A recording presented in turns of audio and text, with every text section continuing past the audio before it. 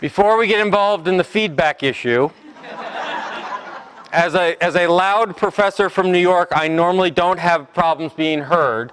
I could do this tone or I could put on the microphone. Folks in the back? Perfect? All right.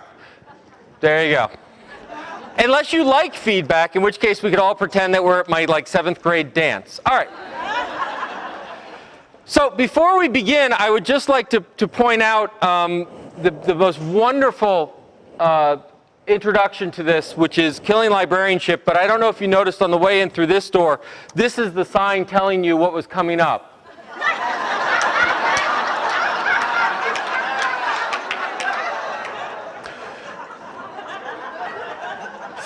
So I know where I will be at 2:15. That was good.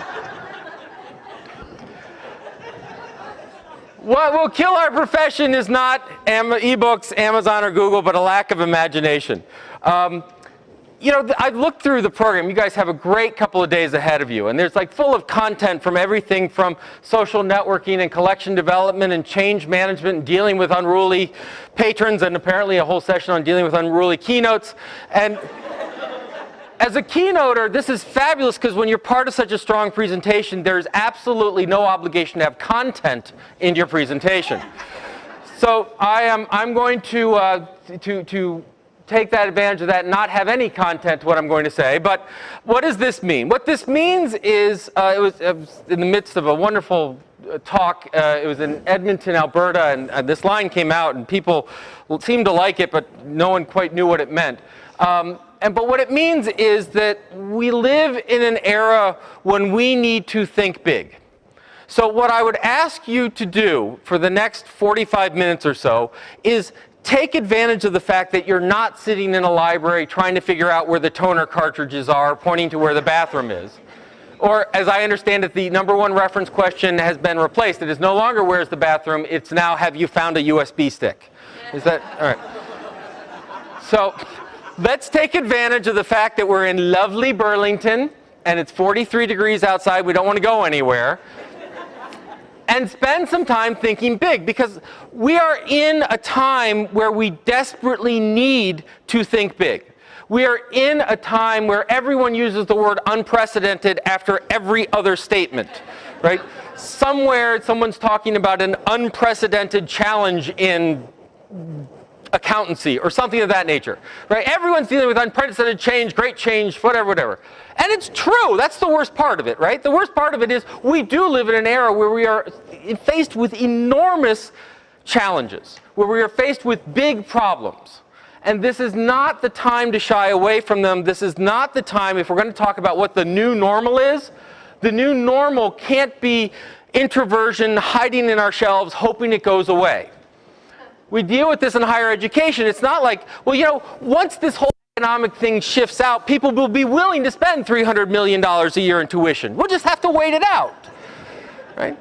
If you look at some of the reasons we need to think big, this is from the Adult Education Commission, and what it does is it's a graph by country. Each line's a country. Thank you.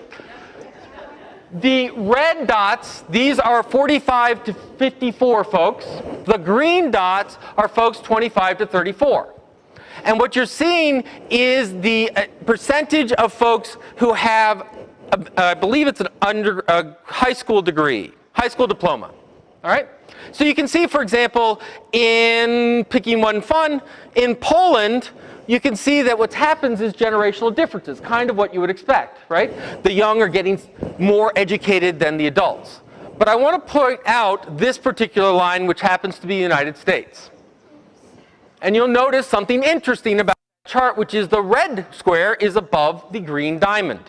Now, it's not way above, and frankly, we're way up at the top, so we should be pretty happy with ourselves until you look over at something like Korea. Korea is way above us, and they started much farther behind us. One of the big challenges where we need big ideas is in how we educate ourselves, how we prepare for this world. We hear all the time that education is vital, that college education is important, that college is the key to innovation, economic development, la, la, la, la, la, and I'm a professor, so I throw that line out whenever I can. except that we happened to 2010 was the first time where academic debt surpassed credit card debt in this country. And it is not because we've been paying our credit cards back so well. And partly it is. We've been doing pretty well. It turns out that when you don't eat, you don't charge a lot of things. But that graph's going down sort of like inch by inch, and the academic one's doing this. This chart shows since 1982 the growth in percentage growth in different areas. College tuition's at the top at about 450%. Medical care is only 250%. It is costing us more to get healthy, but it costs us a heck of a lot more to get smarter, supposedly. Right? Now, this in the midst of the most dramatic wage and wealth distribution in this country, that we see that the top 5% control something like 60% of the wealth in this country. We're dealing with the shrinking middle class, that we are in almost a 10% unemployment, over that in certain sectors, so that 1 out of 10 people you know has been laid off. We're in an era of great division in our politics where we're just sort of figuring out, hey, do we really need a federal government? Let's see. Right? No, that could be the rest of the talk. I'm not going there. The point is, we have big challenges before us. We are living in interesting times. I once said we live in Shakespearean times. We live in times where we could be writing those dramas, where we're talking about regime change, and we're talking about population growth. We're talking about a massive demographic shift. We're about to go from a country with a white majority to a plurality. We've got many states in which now the Hispanics represent a larger percentage of population than all other demographics combined, and soon than the Caucasian. Now, I think that's a good thing. I think diversity is interesting, but I think it's a challenging thing. When we deal with language issues, when we deal with collection issues, when we deal with all of these issues, we're living in that time. Now, I got to thinking about all of this because Neil Gabler wrote this wonderful article in the Sunday Review of the New York Times talking about the elusive big idea. And within it, and by the way, I'll put all the slides online. You can copy and paste to your delight. He talked about we're sort of at the death of ideas, that we're at a post-idea economy. And it was sort of interesting to think about that. Now, he sort of overstates some of the issues, but his basic line is, look, we used to think big thoughts. We used to make celebrities out of our sort of thinkers, and now we make celebrities out of people who are celebrities, right? I mean, who forgot their underwear when they went out to a bar. Really, this Einstein, you know, Lindsay Lohan, I don't know. So you can challenge it, but it really did get me thinking. And what it got me thinking about is that if libraries and librarians are in the knowledge business, if we're in the learning business, if we're in the education business, and I argue that we are, we actually have two rather amazing challenges before us. Now, the first one I'm going to pick on is the obvious one, right? So if you haven't seen it, go read this lovely article, Save Our Libraries, Fire the Librarians. It was in the News Leader, Florida's oldest weekly newspaper, right up there with the Old Gray Lady.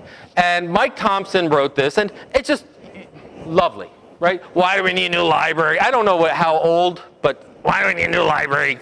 Get those kids off my yard, whatever it is. And I know it's deathly to bring up large blocks of text, but it's so worth it. Stick with me for a moment. While local taxpayers pick up the biggest tab for America's libraries, most librarians are little more than unionized pawns for the social activist bosses of the American Library Association. Wow, all right. Today, 136 years after its formation, ALA controls 62,000 members, and through its czarist accreditation program of many libraries, largely dictates what books are available for the most impressionable members of the U.S. society, our children.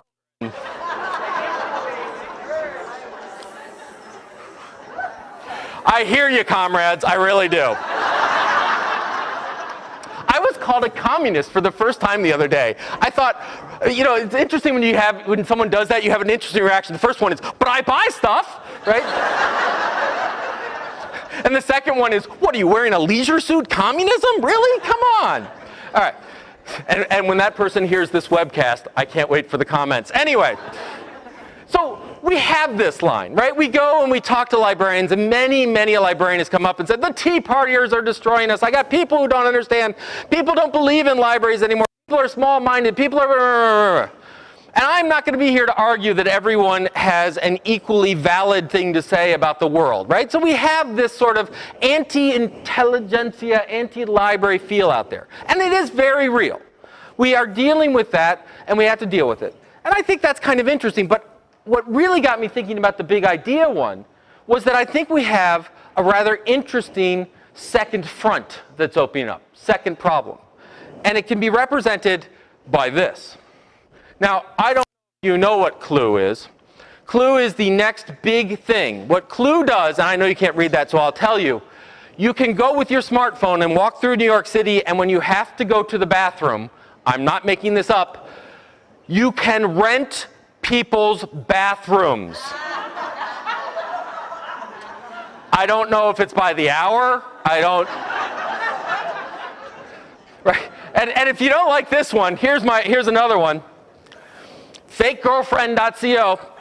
Now this one you probably can read, so you're welcome to try it out on your phones. Now, you save this number, it says girlfriend, you send a text to this number, and what happens is you'll get responded with a random girlfriend-esque message.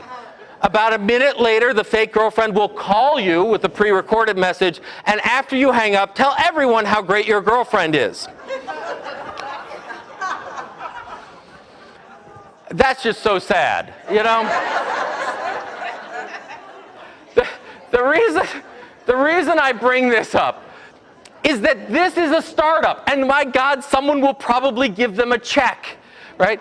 The opposite side of this equation from people who don't necessarily believe in libraries' missions, in knowledge and education, all this other stuff, is those that seek to take ideas and monetize them as fast as they can.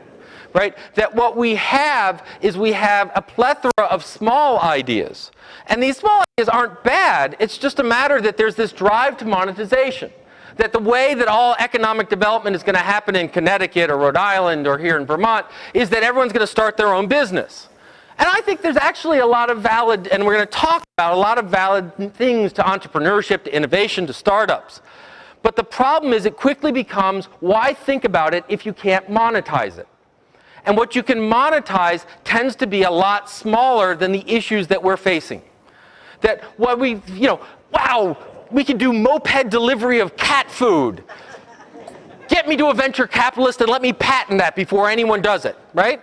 This doesn't say, hey, we can solve democracy, right? How do you monetize, well, once again, monetizing democracy, we have the federal government, but we'll keep going. What we have are things like this Me Too mentality, that we go in and, well, it's Facebook, but it's not exactly Facebook, right? It was like when Google Plus came out. What's Google Plus? Facebook with circles.